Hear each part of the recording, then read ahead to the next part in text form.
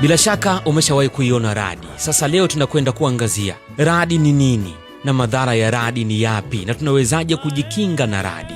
Kwanza, radi ni umeme wa asili unaotokea angani. Hii hutokea pale mawingu yanapokusanya nguvu ya umeme, halafu ghafla umeme huo unajirudisha kutoka kwenye wingu moja kwenda kwenye wingu jingine hadi kwenda ardhini. Ndipo unaona ule mwanga mkali wa radi. Umeme huu unaozalishwa kwenye mawingu unapokosa uwiano hutafuta njia ya kujisawazisha, ndipo unapoona mwanga mkali wa radi na kusababisha mngurumo. Mwingine anaweza kujiuliza, ni kwa nini mngurumo unakuja baada tu ya radi kutokea? Mwanga wa radi husafiri kwa kasi kubwa sana, lakini sauti ya mngurumo inasafiri polepole zaidi. Mngurumo unaotokea baada ya radi kupiga ni sauti inayotokana na hewa kupanuka kwa nguvu baada ya radi kupita. Sasa umeme huu wa radi unapotokea, mawingu hutawanyika, ndipo mngurumo hutokea. Na cha hatari hapa ni ule mwanga unaotokea ambao ndio umeme wenyewe na wala sio mngurumo unaotokea baada ya radi kupiga. Yapi ni madhara ya radi sasa? Radi ina uwezo wa kuua binadamu au mnyama yoyote au kiumbe chochote papo hapo. Lakini pia radi inaweza kusababisha moto kutokea kwa sababu ule ni umeme. Lakini pia inaweza kuharibu vifaa vya umeme, iwe ni majumbani au sehemu yoyote, hata kama ni kwenye nguzo.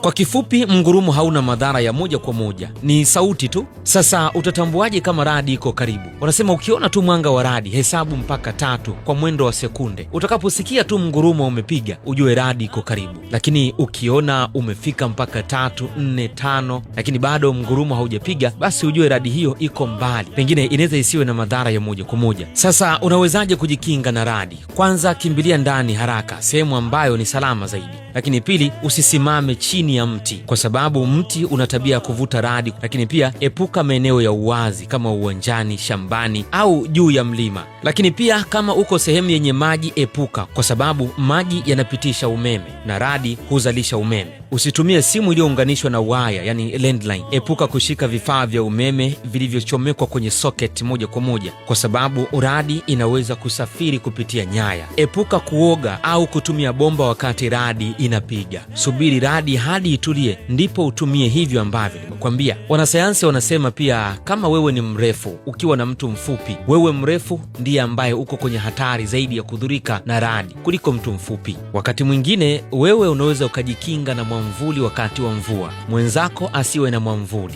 Wewe mwenye mwamvuli ukapigwa na radi, lakini huyu ambaye hana mwamvuli akawa salama kabisa, kwa sababu wewe mwenye mwamvuli umeongezeka urefu kidogo, ndio maana ukadhurika haraka kuliko huyu ambaye hana mwamvuli. Ukitaka kujua kwamba urefu hauna faida, ni wakati wa radi. Na imani leo umepata kitu. Mimi ni Adili Konstantino, sina la ziada kwa leo.